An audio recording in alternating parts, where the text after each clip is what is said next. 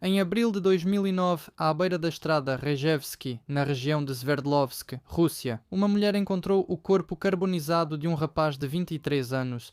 Descobriu-se que era um estudante do quarto ano do Instituto Financeiro e Jurídico dos Urais, que estava desaparecido há 3 meses. O corpo estava cercado por pneus e praticamente totalmente queimado. Os investigadores, ao apurar esse caso, ainda não suspeitavam que estavam na trilha de um dos maníacos mais inteligentes e astutos da Rússia, cuja genialidade se combinava com a loucura de um sádico. Você está no canal Strashnotai. Hoje temos um maníaco extremamente inventivo, cujos crimes parecem irreais e cinematográficos. É difícil acreditar que eles foram cometidos na vida real.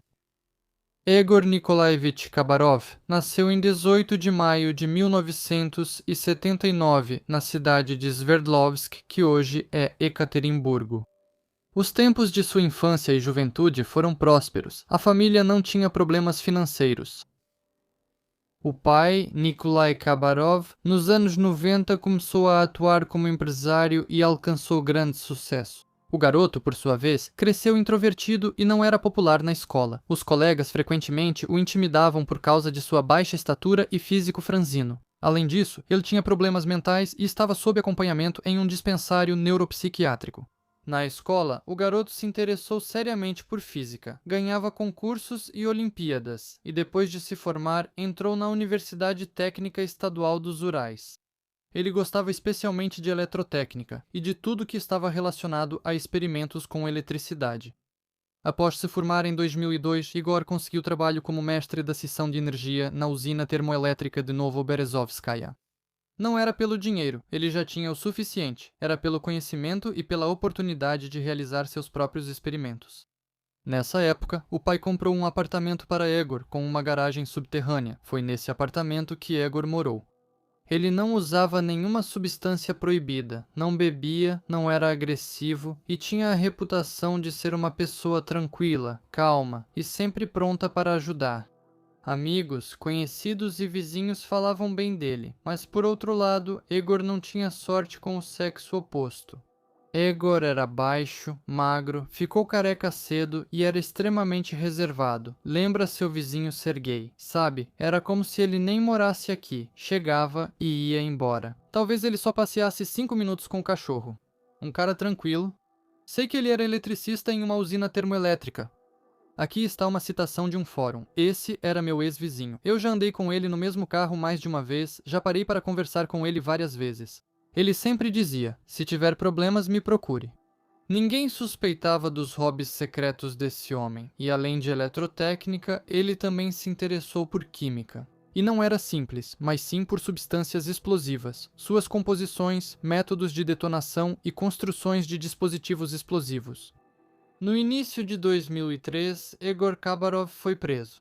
Os agentes o acusaram de falsificar notas de 500 rublos, mas o caso foi rapidamente abafado, pois por algum motivo os investigadores não conseguiram provar nada. Talvez tenha havido a intervenção de um pai influente.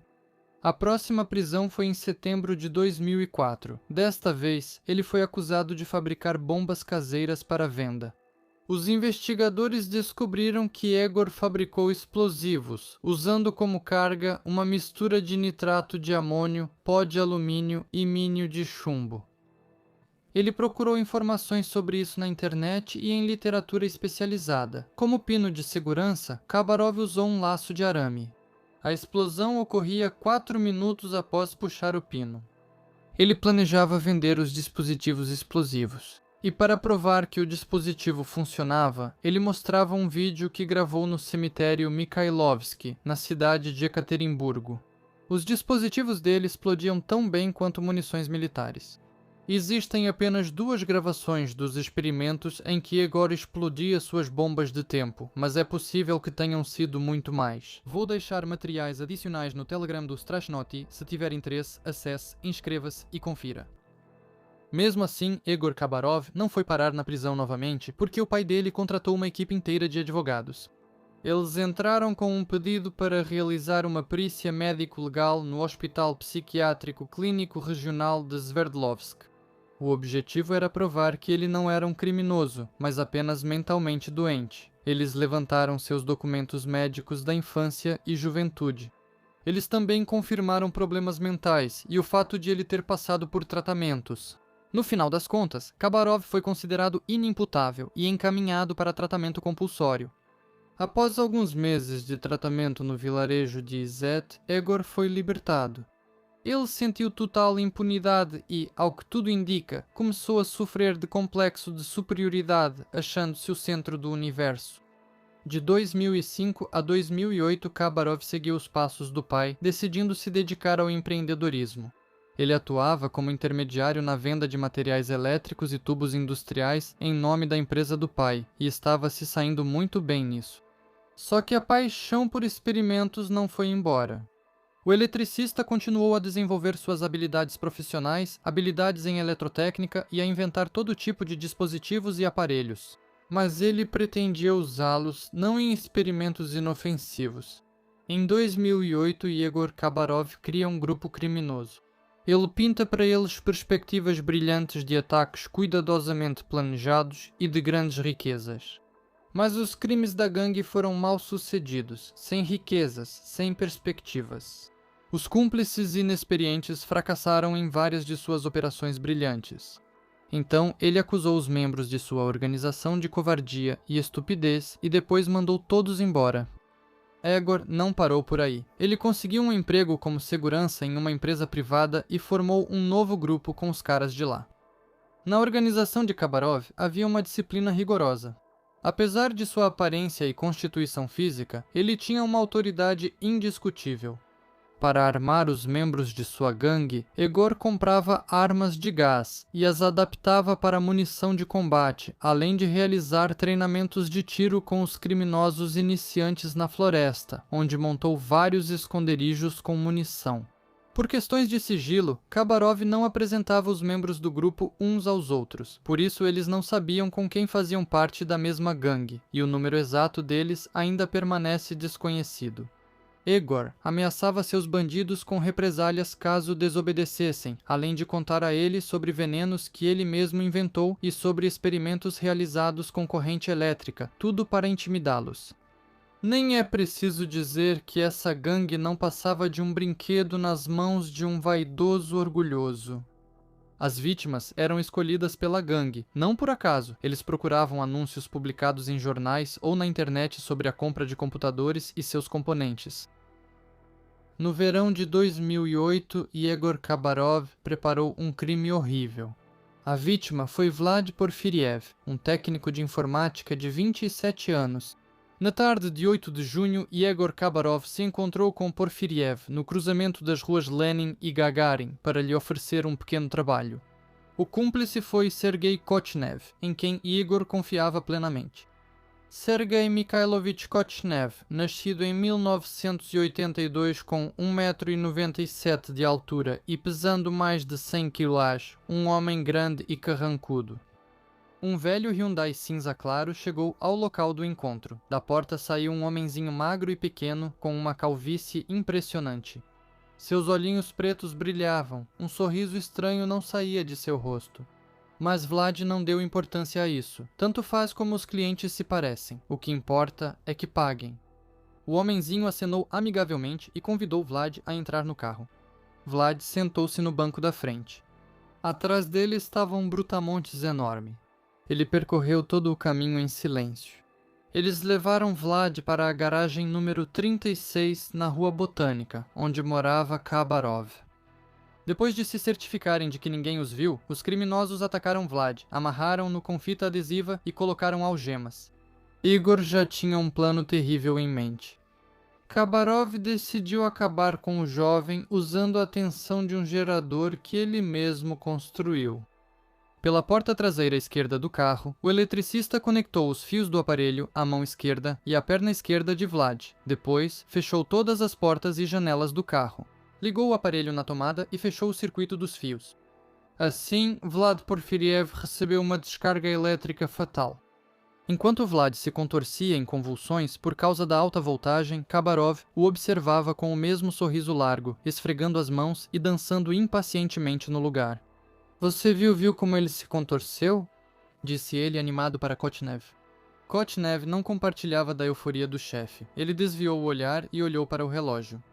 Logo, as convulsões cessaram e Khabarov desligou o interruptor.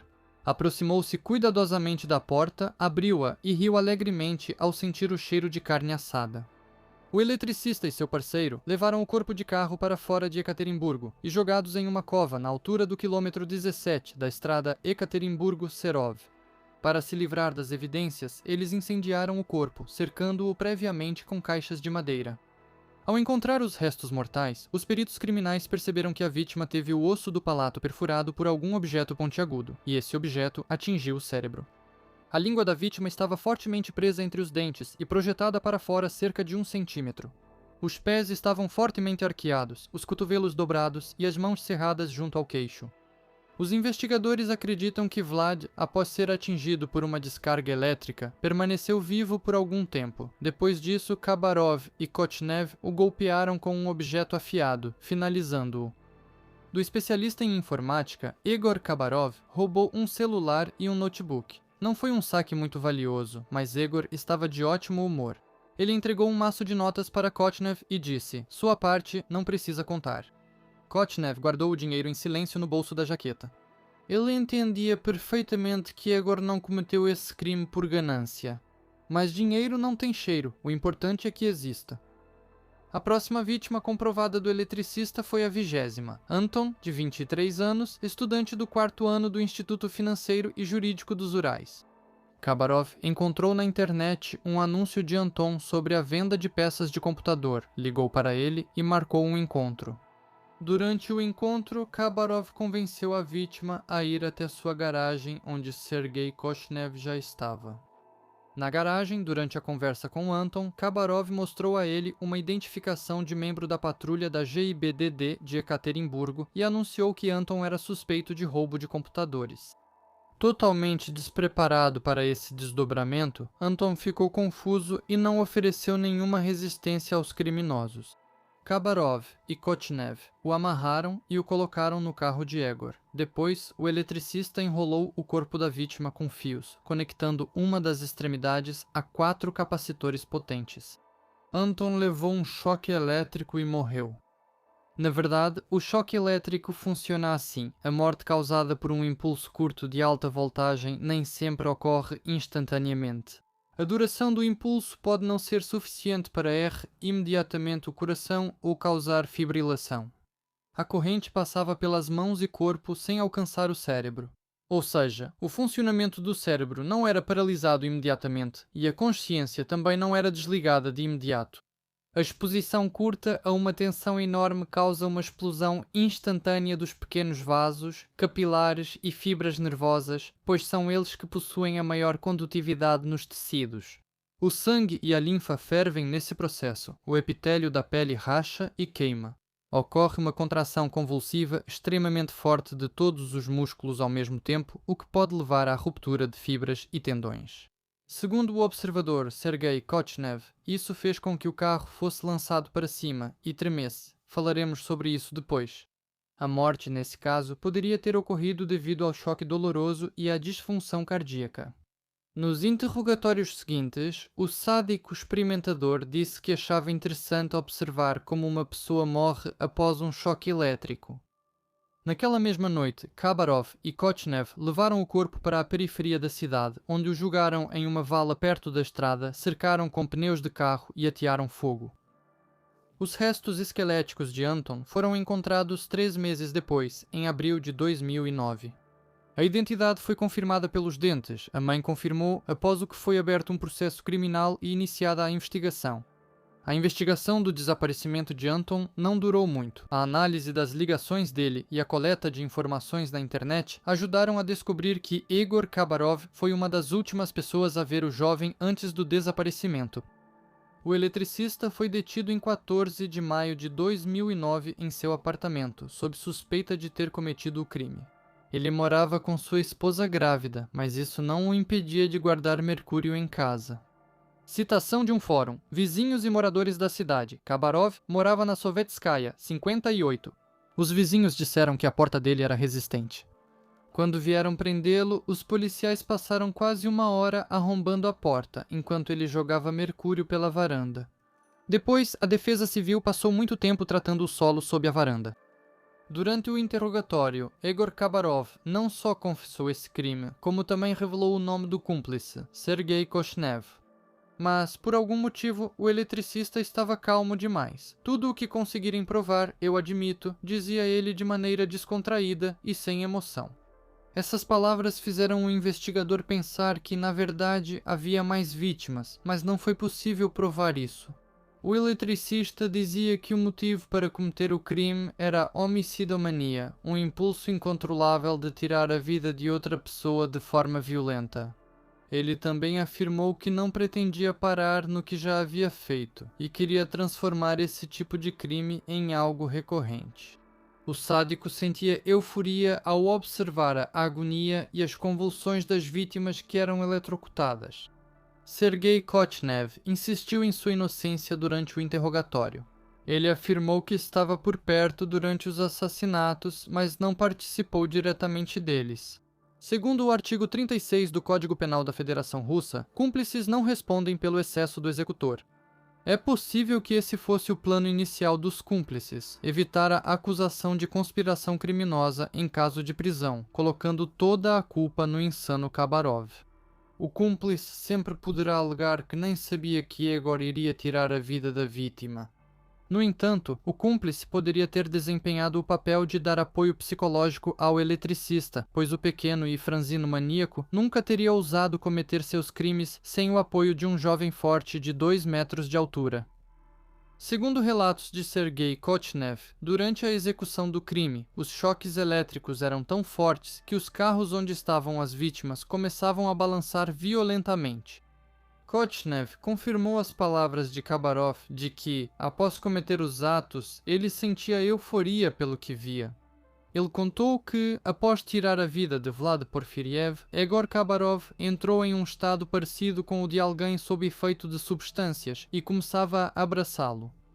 Kochnev disse que ambas as vítimas eram mais altas que Khabarov, tinham porte físico robusto e podiam se defender. Por isso, Egor duvidava que conseguiria enfrentá-los na água. Ele obrigava o parceiro a estar presente na garagem durante os crimes. Além de confessar 2 crimes, Kochnev também deu depoimentos aos investigadores sobre outros episódios. Assim, ele contou sobre um caso na primavera de 2008, quando ele e Egor Khabarov foram até o apartamento de um jovem, tendo ligado antes para o anúncio e planejado previamente o ataque e a execução. Levando consigo um revólver e uma faca, os cúmplices estavam confiantes no sucesso, porém a vítima resistiu ferozmente e os criminosos fugiram.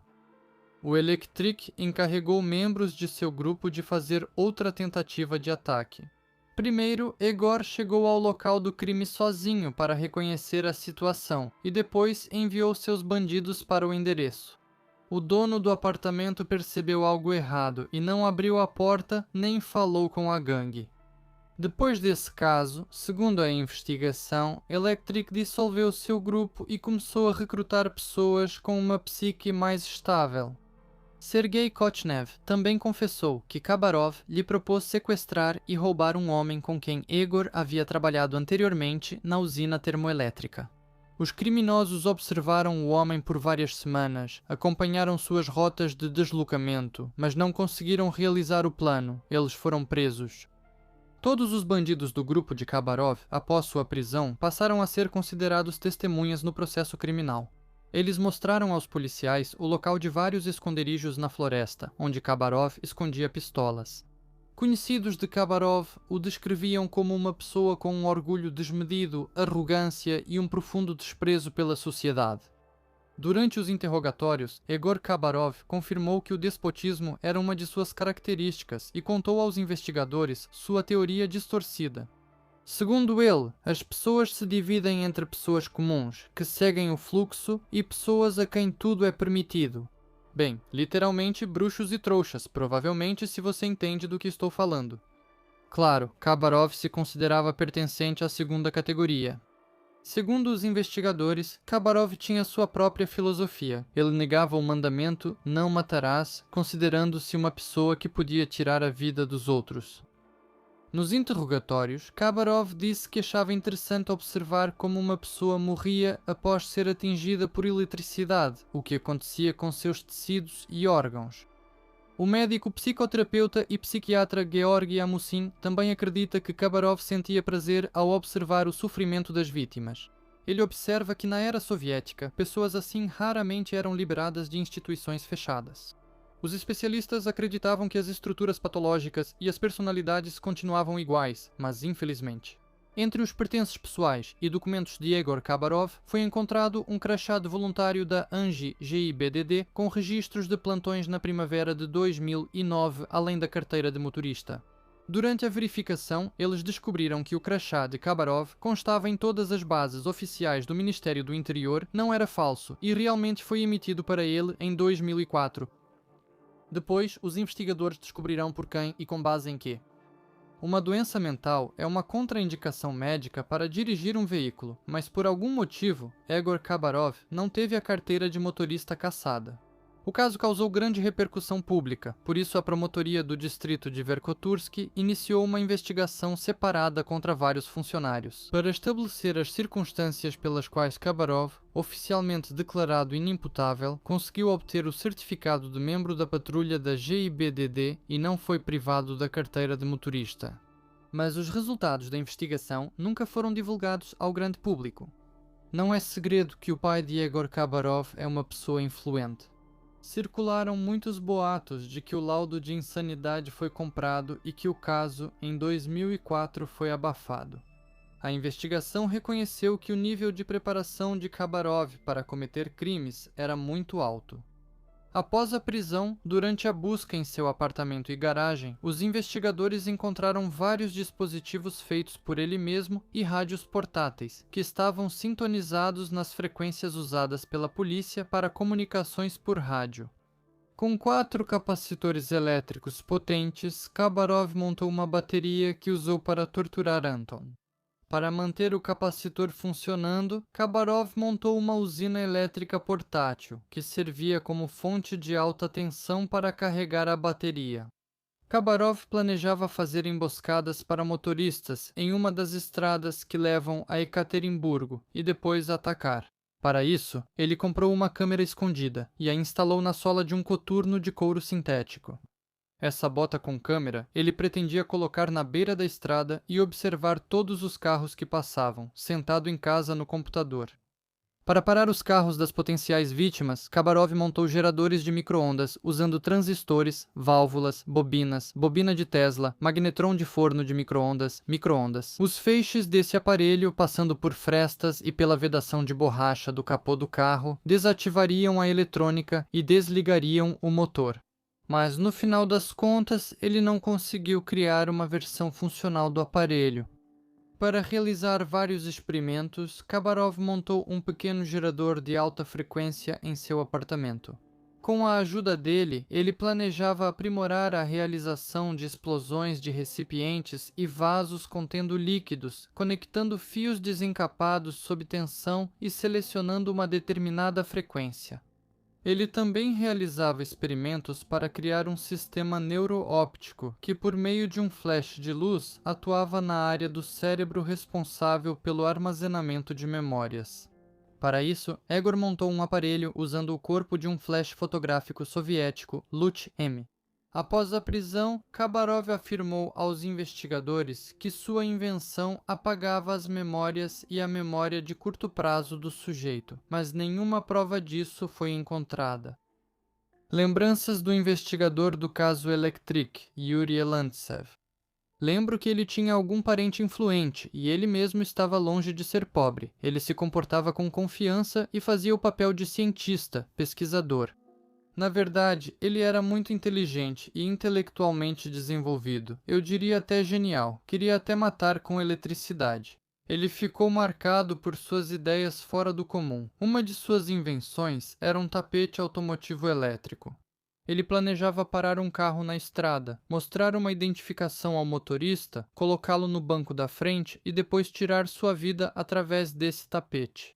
Fica a dúvida se Egor Khabarov realmente acreditava que outros instrumentos de morte possuíam as propriedades que ele lhes atribuía. Ou seria uma simulação planejada para parecer louco caso fosse capturado?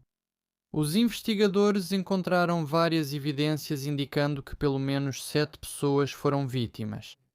Outros desaparecimentos e mortes já não eram na nossa jurisdição, então não podíamos cuidar desse caso.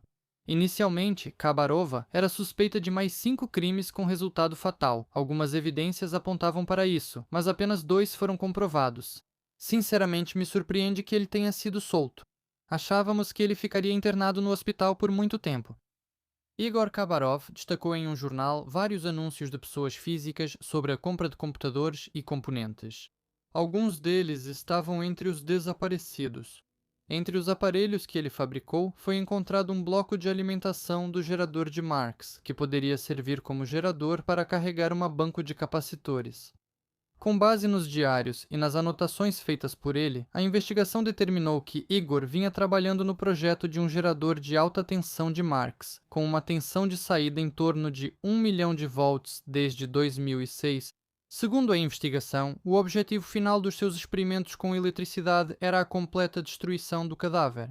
De acordo com a conclusão dos peritos, o gerador de Egor Kabarov produzia na saída uma tensão de apenas cerca de 30 kW. A investigação não comprovou o envolvimento do eletricista em outros desaparecimentos e mortes, e ele se recusou a confessar os crimes. Durante os interrogatórios, Kabarov invocou um artigo da Constituição da Federação Russa que lhe permite não testemunhar contra si mesmo. É o artigo 51 da Constituição, muito útil. E manteve a presunção de inocência, declarando que só assumiria responsabilidade criminal pelos crimes que a investigação conseguisse provar. No final, ele e Sergei Kochnev foram acusados de cometer um ataque acompanhado de roubo, tentativa de sequestro e 2 casos de homicídio.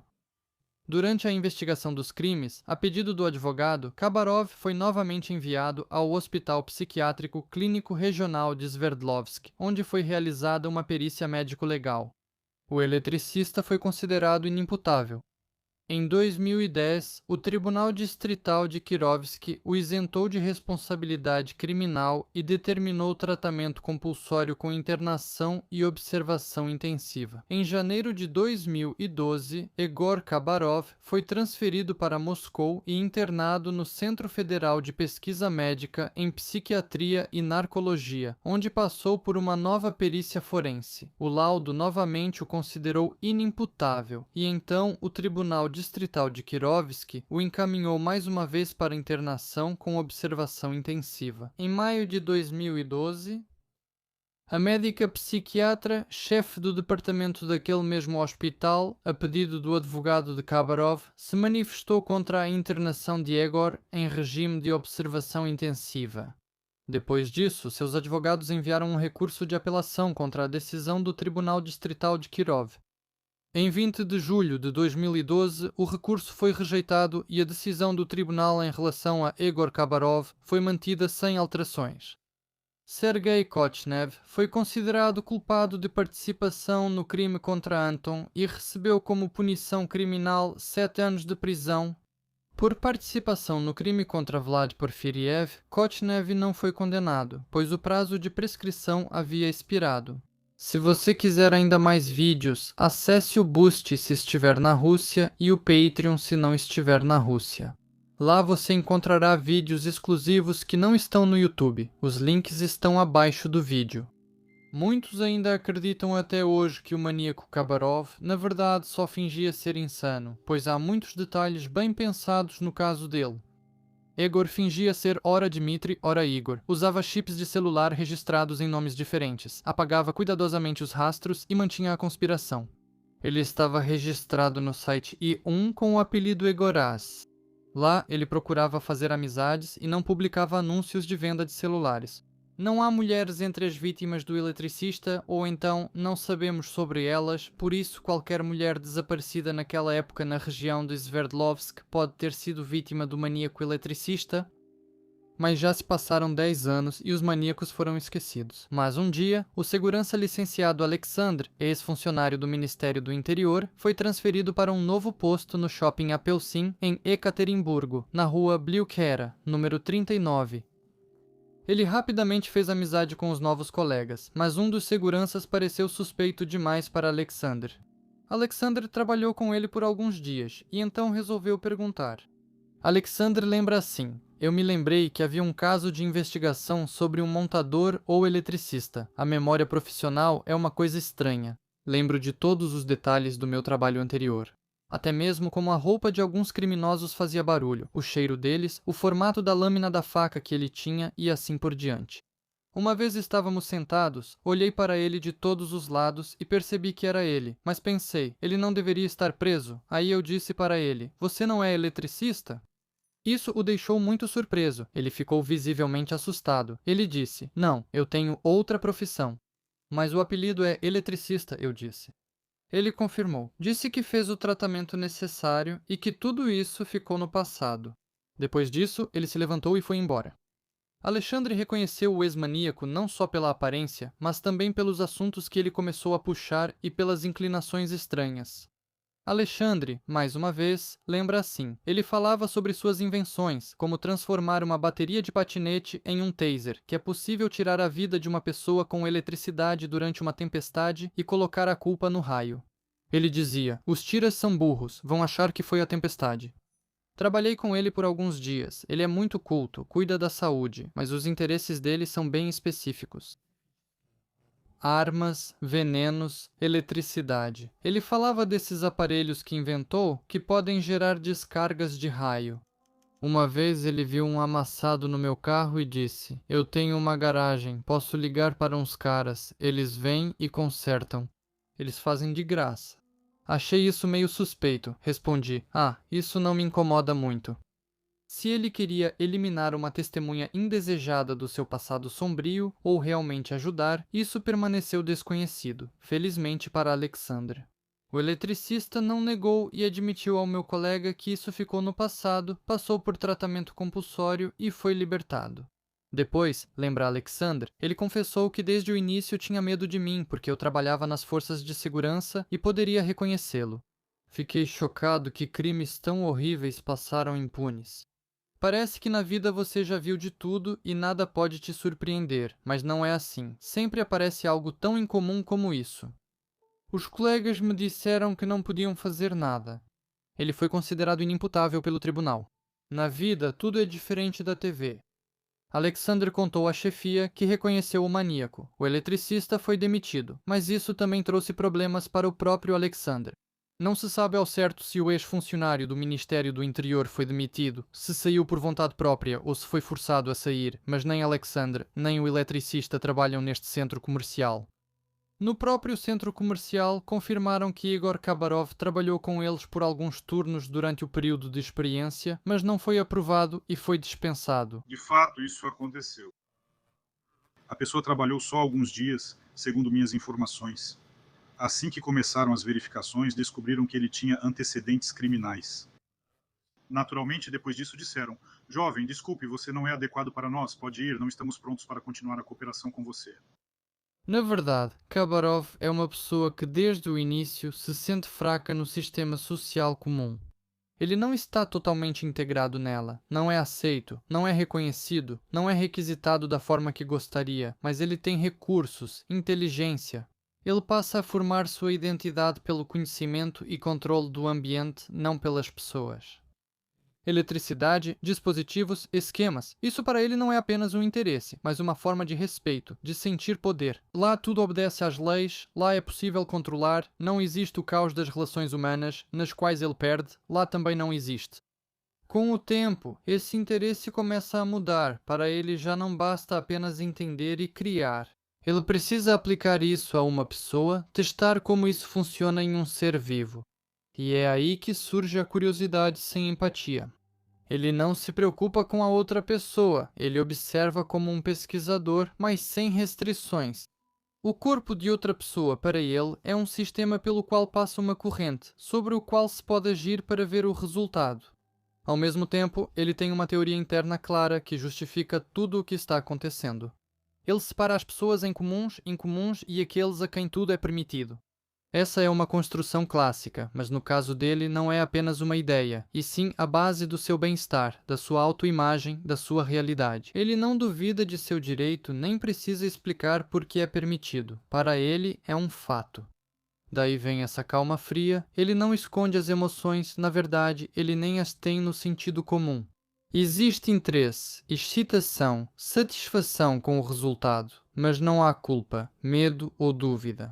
Ele não age por impulso, pelo contrário, complica, inventa esquemas, dispositivos, métodos. Para ele, não importa apenas o resultado, mas também o caminho até ele. Isso dá um significado extra ao que está acontecendo. Ele não simplesmente faz, ele elabora. Dessa forma, ele está mais próximo do tipo construtivo do que do tipo eficiente, mas com uma distorção do objetivo. Ele constrói um sistema em que a violência é parte do experimento. O cúmplice nessa história é um assunto à parte. Koshnev, ao que tudo indica, é uma pessoa com pouca elaboração interna. Ele não inicia, não inventa e também não sente euforia. Mas, ao mesmo tempo, ele também não impede. Para ele, a lógica externa é o que importa. Existe uma pessoa forte e confiante que diz o que fazer, e há um benefício. E isso é suficiente. Ele se distancia do que acontece dentro de si, não no sentido de eu sou contra, mas no sentido de isso não é bem eu. Ele pode estar ao lado, ver tudo, mas não vivenciar isso como uma ação própria. Isso é uma típica divisão de responsabilidade. Fisicamente está presente, mas psicologicamente se afasta. Mesmo assim, ele ainda está envolvido. Sua presença é um apoio, sem o qual seria muito mais difícil para a figura principal agir. Ele proporciona uma sensação de segurança e controle, mesmo que ele próprio não compreenda totalmente o seu papel. E também é interessante que Kabarov não apenas faz, mas quer expandir. Para ele, ações isoladas não são suficientes. Ele pensa de forma global, em séries, esquemas, sistemas. Isso mostra que o crime é parte do projeto dele, parte da própria vida dele. Por isso, ele é extremamente perigoso. Não é uma pessoa que perdeu o controle, mas sim alguém que incorporou a destruição em sua visão de mundo, refletiu sobre isso, justificou e começou a desenvolver como qualquer outra atividade. Agora não sabemos onde mora e trabalha o eletricista, mas temos certeza de que o maníaco, suspeito de 7 crimes, está em liberdade e ninguém ao redor dele pode estar seguro. E o Hyundai cinza ainda está registrado em nome dele e continua acumulando multas no trabalho. E o que vocês acham desse caso? Escrevam nos comentários, deixem seu like, dislike e assistam a outros vídeos no canal. Eles estão disponíveis agora mesmo nas sugestões.